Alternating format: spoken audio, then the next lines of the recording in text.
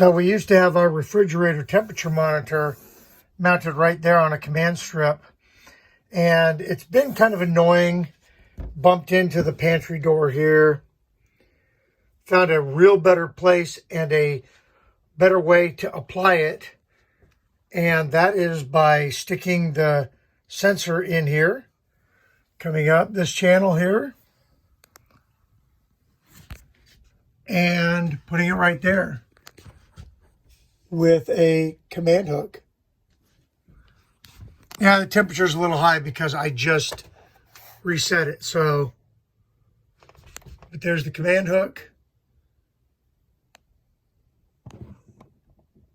And it's a lot cleaner.